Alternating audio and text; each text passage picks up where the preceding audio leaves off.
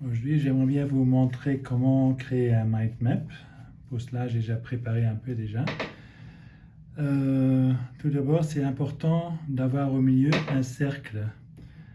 Ça, c'est un peu c'est pas bien d'avoir une case ou un cercle ovale, mais parce qu'un cercle, on peut dire que le cerveau, il absorbe ce qui est le mind map dans ce moment-là. Si on peut dire, nos pupilles, ils sont aussi des cercles. Hein. Ce ne sont pas des carrés ou des rectangles, donc sont ronds, donc sont des cercles. C'est pour ça c'est important d'avoir aussi au milieu du mind map un cercle. Et dans ce milieu, dans ce cercle-là, on écrit le thème. J'ai choisi ici pourquoi il y a le mind map. Pourquoi on doit faire le mind mapping, pourquoi c'est important. Et j'ai vu aussi un dessin au milieu, ça souligne un peu ce que j'écris en ce moment-là. Les branches de côté, c'est bien qu'ils ne soient pas linéaires, mais vraiment un peu bizarres, là, comme ça, un peu comme, oui, parce que le cerveau, il n'a pas non plus des lignes droites. Hein. Donc, alors c'est important aussi que les branches, ils sont un peu comme les arbres. Il n'y a aucun arbre qui a une branche droite, hein, on peut dire. Ok, alors pourquoi mind mapping? Attends, je laisse un peu plus loin. Quand on a déjà préparé un peu le thème, mis l'image au milieu, on réfléchit pour les catégories qu'on peut mettre sur les branches. Donc ici, vous voyez que j'ai écrit en lettres majuscules. Et sur les branches, les catégories principales, on les marque aussi avec les lettres majuscules. Là, j'ai pensé un moment pour le mind mapping, c'est important parce que c'est bien pour ça respecte le cerveau. Donc c'est respect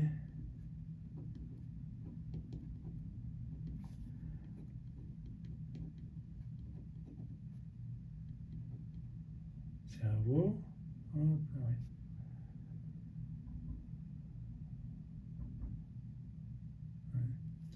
Cerveau. Donc le respect cerveau en lettres majuscules.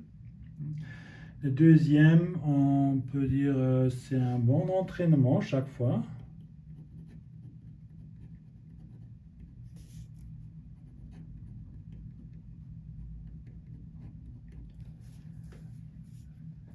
Et la créativité, c'est un grand plus avec le mind mapping.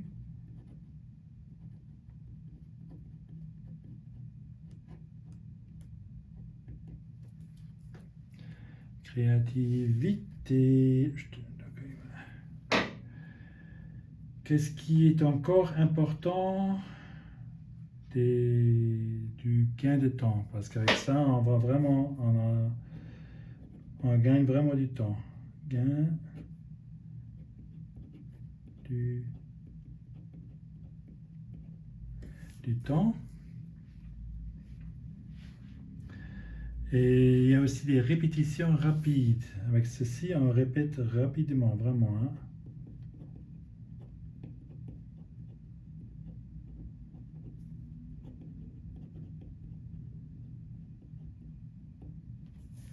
Répétition rapide.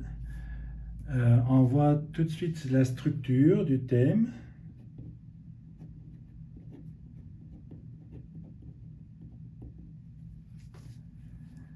Et ici, cette branche-là, je vais mettre pour les suppléments, s'il y a quelque chose qui me vient encore un peu plus de la tête.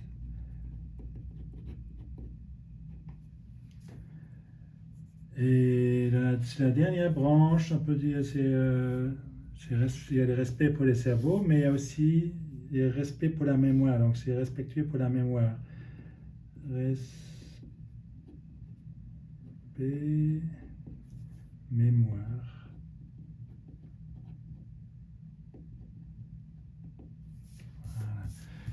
Voilà. Ok, maintenant on a les catégories.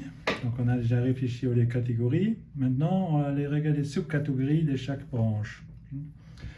Le respect cerveau, qu'est-ce qui peut vous venir dans la tête? hein. Respect cerveau parce qu'il n'y a pas de ligne droite, donc non linéaire, hein.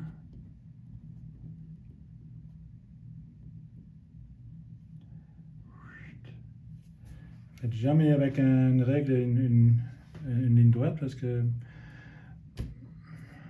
le cerveau ne le prend pas aussi bien que les lignes comme ça. On a la feuille ici en paysage, on n'a pas comme ça. Mais comme ça, c'est beaucoup mieux pour le cerveau, pour le cerveau. Donc, paysage.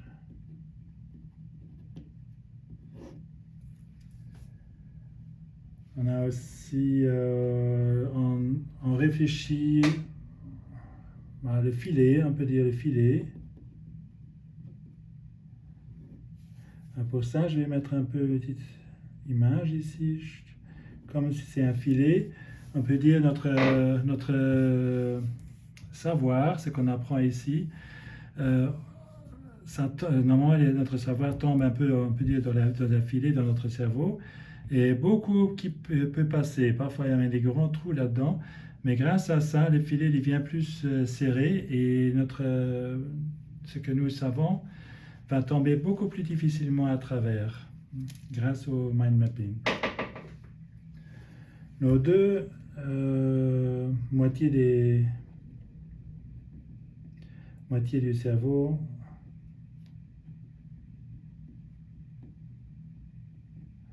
sont utilisées dans les deux moitiés. On utilise des couleurs et des images.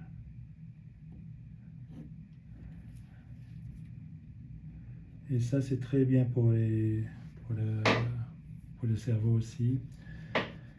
On continue maintenant. Qu'est-ce qu'on pense pour l'entraînement? Donc, chaque fois quand on regarde un mind map, on comprend mieux.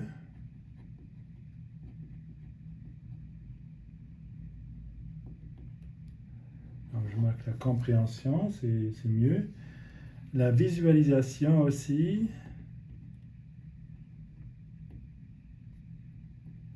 En visualisant, on comprend aussi les choses mieux. Donc, c'est un peu, ça va ensemble les deux.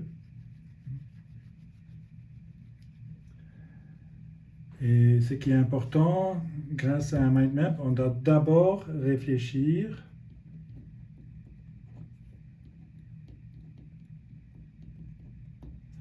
Et après, on écrit. J'ai fait la même chose. Avant de faire ce mind map, bien sûr, j'ai réfléchi à ça. Et ça, c'est un peu D'abord, j'ai dû réfléchir et après, maintenant, je l'écris avec vous. C'est plus quand on regarde les mind maps, c'est association. On améliore les associations. On associe mieux les choses à ce thème, par exemple. La créativité, donc nos pensées, on peut laisser venir les pensées, donc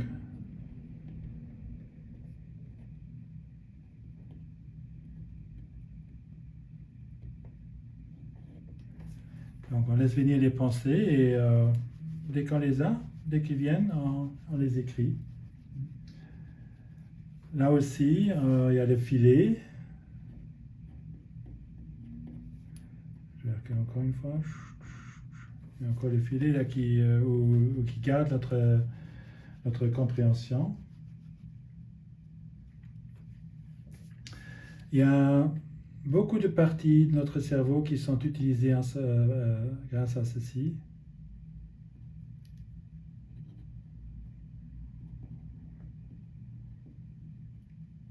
Donc, plus de parties du cerveau qui sont utilisées.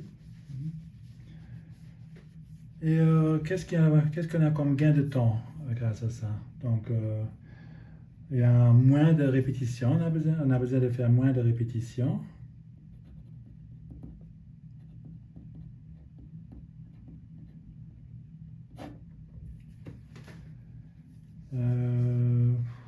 Les répétitions, les répétitions elles vont beaucoup plus rapides, comme ça sera dans le prochain truc, dans la prochaine branche. Répétition rapide.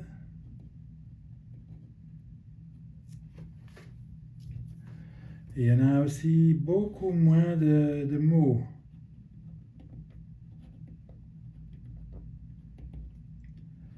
Parce qu'on utilise les mots-clés. On peut dire chaque mot qui a ici écrit, on peut presque écrire un livre pour chaque mot. Donc il y a beaucoup de connaissances qui y a déjà dedans, seulement à la moitié déjà maintenant. Ok, pour les répétitions, il existe un tampon où on peut se faire des répétitions avec système. Hein. Donc quand j'ai créé ce mind map, je le répète encore une fois le même jour et puis après le jour après. Après, j'attends 3 jours avant de regarder encore une fois. Et puis après une semaine, je répète encore une fois. Après, ça sera 1 mois. Puis 3 mois. Et après 1 an, je peux répéter encore une fois. Et là, je saurai pour ma vie entière. Ça, c'est de répéter avec le système. Et c'est pour ça qu'il y a le tampon. Le tampon, on mettrait, par exemple ici, il mettrait les cachets ici derrière. Et on peut écrire dessus la date où on doit répéter. Et après, comme ça, on voit vraiment si on a bien fait les répétitions.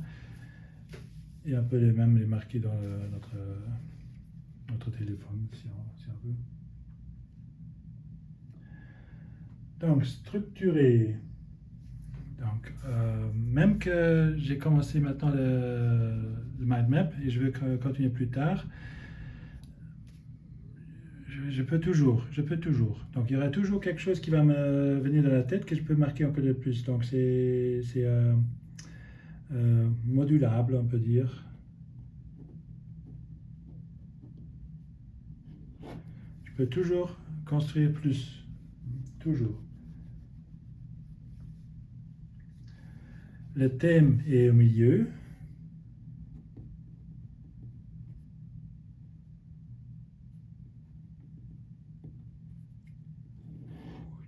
Le thème il est au milieu parce que on va pas jamais perdre le fil. Hein, parce que le thème est toujours au milieu, on sait toujours de quoi on écrit ici, hein, de quoi on parle.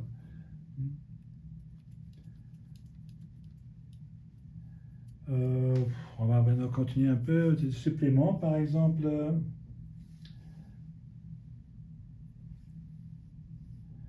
On n'a pas besoin de faire des notes ici, pas de notes.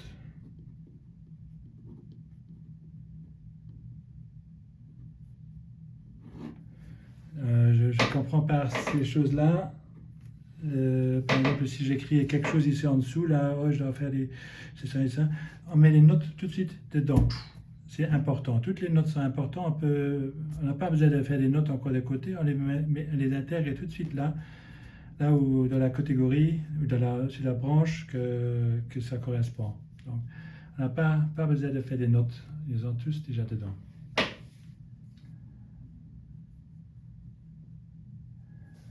Le brainstorming, donc on reçoit des idées. Je vais marquer ça comme ça, idées. Même en faisant un mind mapping, en le faisant, il y a des idées qui nous viennent dans la tête de plus en plus, et puis on peut marquer, on peut savoir plus de choses encore. Hein. Ok, le respect pour la mémoire. Ben, c'est un peu la même chose qu'avec le cerveau. Les couleurs. Hop là, couleurs. Et les images. C'est très bien pour la mémoire. Les mots-clés.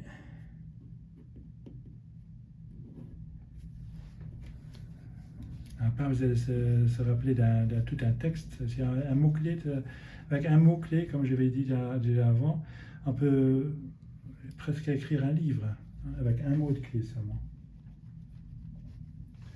La visualisation, c'est aussi... C'est très bon pour la mémoire. Voilà. Il y a encore beaucoup d'autres choses qu'on peut écrire encore, hein, mais ça, c'est les choses, je dirais que ce sont les choses les plus importantes. Qu'est-ce que je peux faire encore maintenant? Maintenant, ce sera par exemple les 10 images. Je voulais justement encore faire...